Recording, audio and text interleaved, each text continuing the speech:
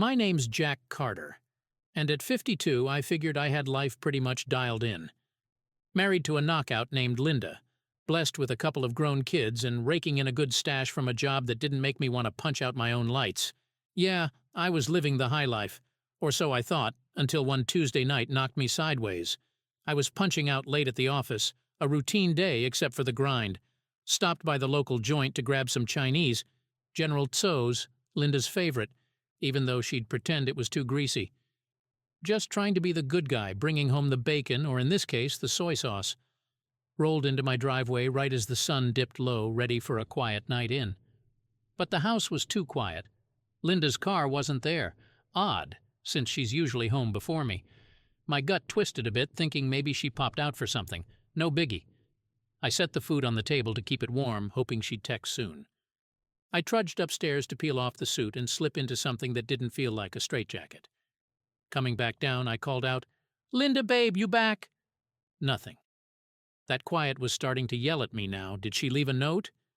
Linda was many things, but considerate with details wasn't her top trait unless it served her right. There it was on the coffee table, a note all neatly folded like it was waiting to drop a bomb on me. I picked it up with a shaky hand, that bad feeling gnawing at me. "Dear Jack," it started. Too formal, too cold. It reeked of bad news. "I'm sorry to spring this on you, but I've got to take care of something, or someone. It's urgent. Don't wait up. I love you, but I need to do this. I'll try to explain everything later. Love, Linda." What the hell does that mean, Linda?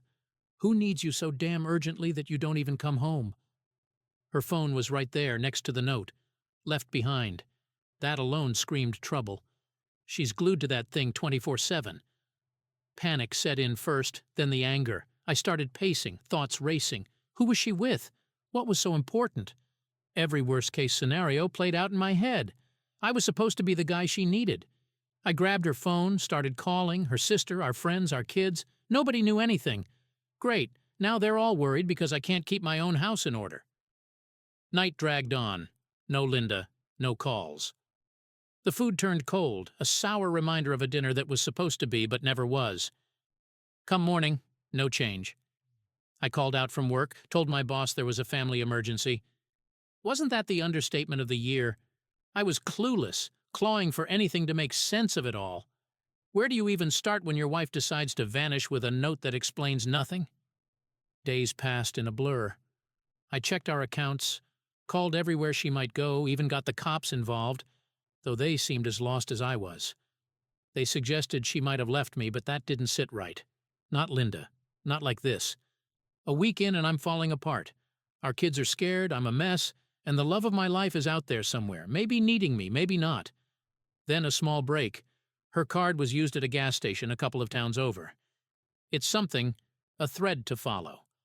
That's where I'm headed now, chasing down the only lead I have to find Linda, to find out if our life together was a lie, or if there's still something left worth saving. The drive to that gas station was a blur of red lights and honking horns, but all I could hear was the blood pounding in my ears. Every mile hammered home the same damn question. What was Linda up to? What kind of mess had she gotten herself into that she couldn't even give me a straight answer? I pulled into the gas station, the neon lights a poor substitute for daylight. The place was a dump, a last resort for lost souls looking for cheap coffee or cheaper cigarettes. I stormed inside, slammed my hands down on the counter, and demanded to see the security tapes. The clerk, a pimply kid who looked like he'd rather be anywhere else, shrugged and pointed to a dusty monitor behind him. There on the grainy footage was Linda, looking frantic as she filled up the car. Alone, thank God, but that was small comfort. Where the hell was she headed in such a rush? The timestamp gave me a clue. It was late at night, way past the time for any normal errands. I left the station with more questions than answers. The road ahead was empty, stretching out under the moon like a challenge. I gunned the engine, following the trail of breadcrumbs my runaway wife had left behind. The next town over, she'd made a stop at a motel. Classy, Linda, real classy. I checked the registry under her maiden name. Bingo, she'd checked in but hadn't checked out. That night I didn't sleep. I sat in my car, staked out across the street from that no-tell motel, watching the doorway like a hawk. Hours ticked by, nothing. Just when I thought I'd lose my mind, there she was.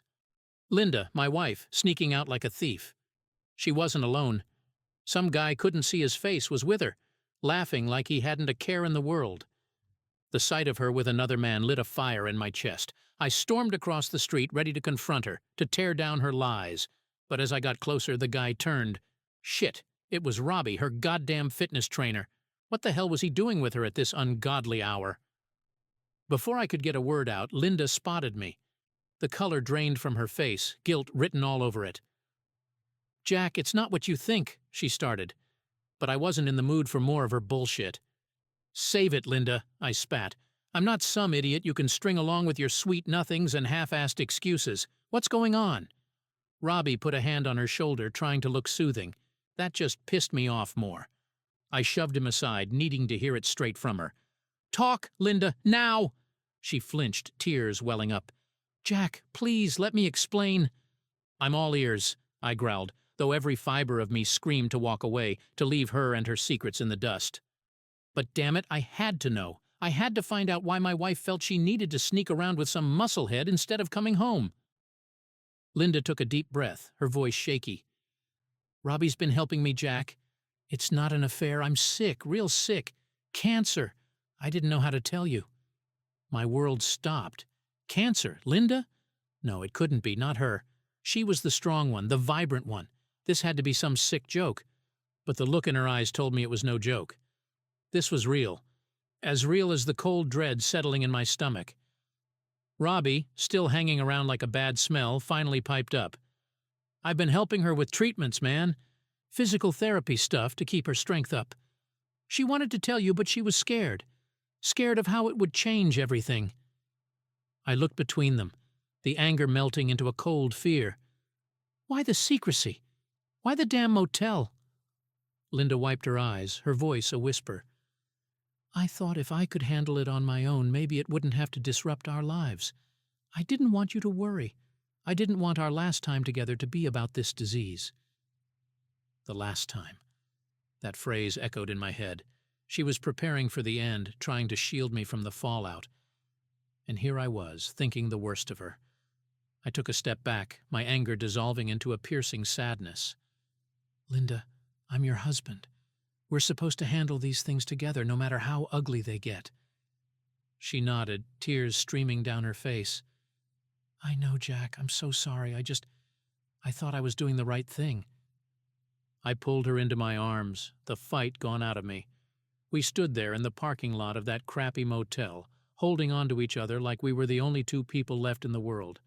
And in that moment, nothing else mattered. Not the secrets, not the lies, just the beating of our hearts and the time we had left. The days following the motel showdown were a goddamn roller coaster. Linda and I were living in this tense limbo, between the life we'd known and this new, brutal reality clawing at our door. Cancer. The word hung in our house like a death sentence, and no matter how much we danced around it, it was always there, breathing down our necks. I took her to her treatments, sat in those sterile hospital rooms that smelled like despair. Watching her sit there, hooked up to those machines, it was like watching the strongest person I knew turn into a shadow. Fuck, it killed me. Every session stripped a little more color from her face, but it was the look in her eyes that really did me in. Fear, mixed with something like resignation. She'd always been the firecracker, the life of the party. Now, she was fading right in front of me. We tried to talk, really talk. On the good days when she had the strength. I'd ask her why she kept it all a secret, why she thought carrying this alone was a better idea than leaning on me, her goddamn husband. Her answers were always the same, twisted up in guilt and what-ifs. "I wanted to protect you," she'd say, her voice just above a whisper. "I couldn't bear to drag you down with me." That shit stung. Like hell, it wasn't dragging me down, it was tearing me apart. The nights were the hardest. Linda would toss and turn, plagued by pain and nightmares. I'd hold her, trying to offer some comfort, but what can you really do? Words felt useless, and all the reassurances in the world couldn't touch the terror that night brought. It was during one of these long nights, her body curled against mine, shivering despite the warmth, that she murmured something that cracked my heart all over again. "Jack, if I don't make it—" "Don't talk like that," I cut in sharply, not wanting to hear this kind of talk. "Not now, not ever." "No, listen," she insisted, her voice firm despite her frailty. "If I don't make it, you have to promise me you'll keep going. For the kids, for yourself." The idea of a world without Linda was a punch to the gut, a future I refused to picture, but I saw the need in her eyes, so I nodded, swallowing the lump in my throat. "You're not going anywhere," I said, but the words sounded hollow even to me.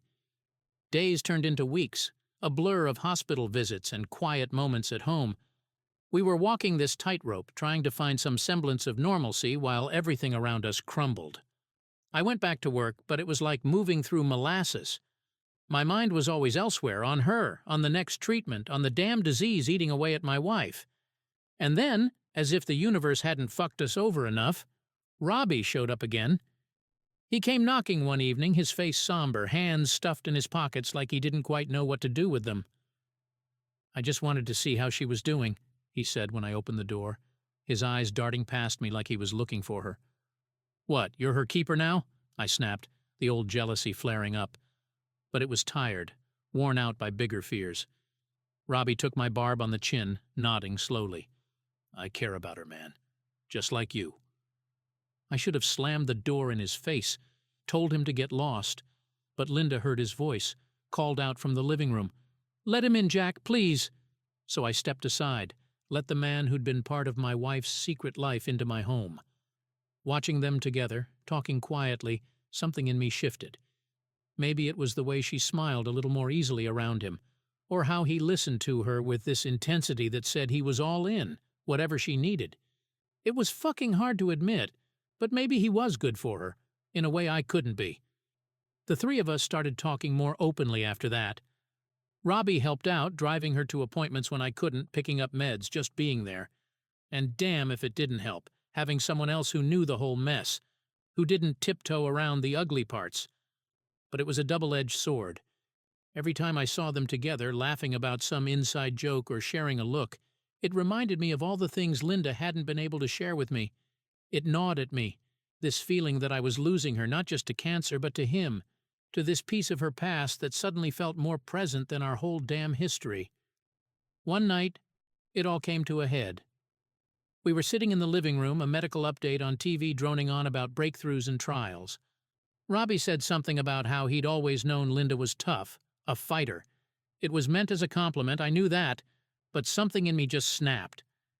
"Yeah, tough enough to lie to her husband for months," I spat, the words bitter and accusing. Linda flinched, Robbie stiffened, and just like that, the fragile peace we'd built shattered. "What do you want from me, Jack?" Linda's voice was sharp, her eyes flashing with a mix of anger and pain. "I'm doing my best here." "Your best?" I shot back, standing up, feeling the anger rolling off me in waves. "Your best would have been trusting me from the start, not sneaking around with him like I wouldn't notice." Robbie tried to intervene, stepping between us, his hands raised in a peace gesture. "Hey, let's calm down, both of you." "Stay out of this," I growled, my gaze locked on Linda. "This is between me and my wife, the wife who apparently doesn't trust me enough to—" "I trusted you to fall apart, Jack," Linda interrupted, her voice breaking. "I couldn't handle that, not with everything else. I needed to be strong, and I couldn't be that with you watching me crumble." The room went silent, her words hanging heavy between us. Robbie quietly excused himself, slipping out the door, leaving us staring at each other across the chasm that had opened up in our marriage. "I didn't want to be protected from this, Linda," I said finally, my voice low. "I wanted to be there for you every step of the way. And I wanted to protect you," she replied, tears streaming down her face, "even if it meant protecting you from me." We stood there, the TV still muttering in the background, neither of us sure where to go from here. But as I looked at her, really looked at her, I saw not just the woman I loved, but the warrior she had become. And I knew, despite the secrets and lies, despite the hurt and the heartbreak, I still wanted to stand by her. "Let's start over," I said, stepping closer. "No more secrets, no more protecting each other from the truth. We face this together, Linda, all of it, okay?" She nodded, stepping into my arms, her body trembling. "Okay," she whispered back. And as we held each other, I felt a glimmer of hope that maybe, just maybe, we could find our way back to each other. The days after our blowout were a fucking roller coaster. Every morning started with a silent breakfast, our conversations shallow and careful, like we were both walking on goddamn eggshells. But as we navigated this new normal, the stiff formality began to crack, revealing the raw, messy layers of our pain and fear. Linda started her second round of chemo, and I was there for every nauseating moment. Watching her sit there, a shell of the vibrant woman I'd married, killed something inside me every time. But I swallowed the bile that rose with each session and did my best to keep a straight face for her. Nights were the hardest. The drugs left her restless, often writhing in discomfort. I'd lie beside her, my body curved around hers, whispering bullshit reassurances that it'd be okay, that we'd get through this crap together. Sometimes, in those dark hours, she'd press closer, seeking something familiar, something that reminded her of life before cancer fucked everything up. Those nights, we'd fuck, not out of desire, but a desperate need to feel alive, to affirm that the disease hadn't stolen everything yet. One such night, the air between us thick with the smell of sweat and medicine, Linda clung to me tighter than ever before. "Make me forget, Jack, please," she breathed against my neck, her voice desperate, almost pleading. I obliged because what else could I do? I kissed her hard and deep, tasting the salt of her tears. My hands roamed over her body, mapping the familiar yet increasingly fragile terrain of her skin, the chemotherapy claiming more of her each day. She responded with a ferocity that was both heartbreaking and fucking exhilarating, her nails digging into my back, urging me on. We moved together in the desperate rhythm of the damned, our bodies slick with sweat. There was no gentleness, only the raw, primal need to outpace death, even if just for a moment. When she came, she cried out, not my name, but a wordless scream that seemed to echo off the walls of our room, filled with so much pain and defiance. Afterward, we lay tangled in the ruined sheets, too spent to speak. Her head rested on my chest, her breaths uneven but calming. I stroked her hair, the strands thinner now, and kissed the top of her head. "I love you," I whispered into the darkness, the words heavy with all the things we'd left unsaid. "I love you too," she murmured back, her voice steady for the first time in weeks. "Thank you for staying." "Always," I replied, though a part of me wondered how true that promise would hold in the days to come.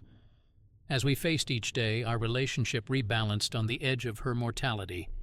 The normal routines took on a new significance. Every laugh, every touch, every whispered insult when I burnt toast felt like a victory against the relentless march of her illness. But the weight of the secret she'd kept gnawed at me.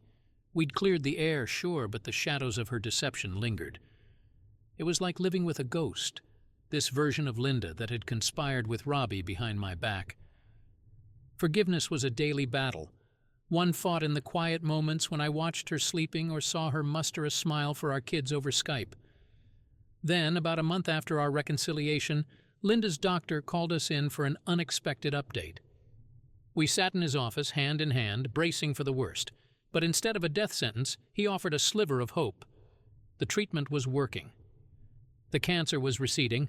Relief flooded through me, so potent it was almost like a physical force.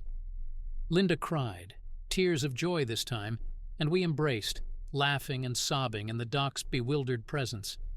It felt like we'd been granted a reprieve, a chance to rewrite the ending we'd both feared was inevitable. The ride home was quiet, contemplative. Linda's hand rested on mine, her grip tight. "Let's renew our vows," she said suddenly, her voice firm. "Let's start fresh, really fresh this time." I looked at her, really looked, and saw the determination in her eyes.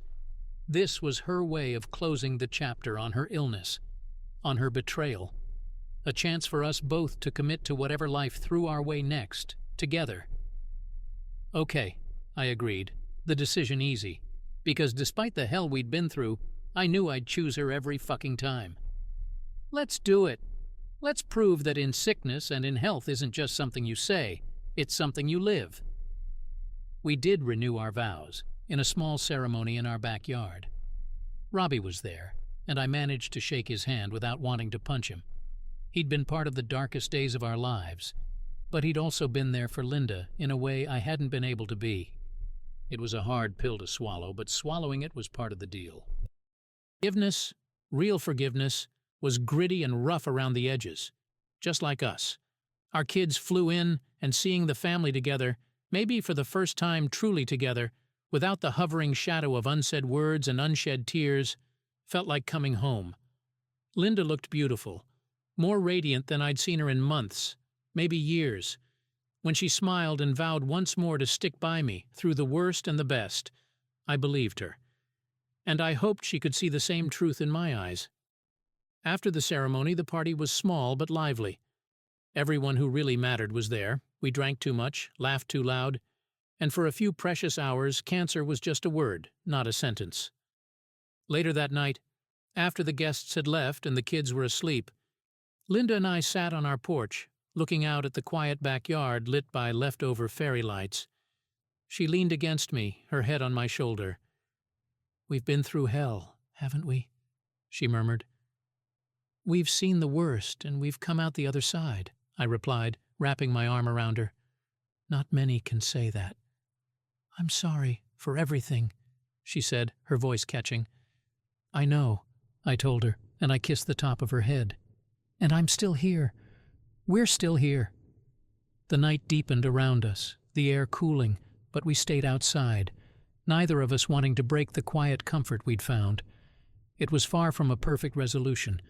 The scars would always be there, a reminder of the pain and the fear. But they were also a testament to our resilience, to our capacity to forgive and rebuild. In the days that followed, life slowly started to return to something that felt almost normal. Linda continued her recovery, gaining strength each day, and the specter of her illness receded into the background, never quite gone but no longer all-consuming. We found a new rhythm, a new way to be together. It wasn't the same as before, nothing could be, but it was real, and it was ours. We learned to laugh again, to enjoy the simple pleasures of shared meals and quiet evenings, and our sex life, once fraught with the desperation of illness and fear, evolved too. It became less about forgetting and more about remembering the passion that had first drawn us together, the connection that had deepened over the years. It was slower, sometimes awkward as we navigated the changes in Linda's body and energy, but it was also deeper, more meaningful. Sometimes, late at night, I'd wake up and find her looking at me, a soft smile on her lips. "What?" I'd ask, half asleep. "Just glad you're here," she'd answer, snuggling closer. And I'd hold her, feeling the steady beat of her heart against mine, knowing that whatever came next, we'd face it together. Because that's what we did. We faced the hard stuff. Not with grace, perhaps, and certainly not with any kind of elegance, but with grit and a bit of stubbornness. And always, always with love. Looking back, I wouldn't say we found a fairy tale ending. There's no such thing in the real world. But we found something better, a real ending. Messy, complicated, full of mistakes and apologies and second chances, just like us. And if you were to ask me now, after all the shit we've been through, if I'd do it all over again, my answer would be yes. In a heartbeat. Because love, the real kind, isn't about avoiding the storms. It's about finding someone who will ride them out with you again and again, as many times as it takes. So yeah, that's our story. Not perfect, but ours. And I wouldn't have it any other way.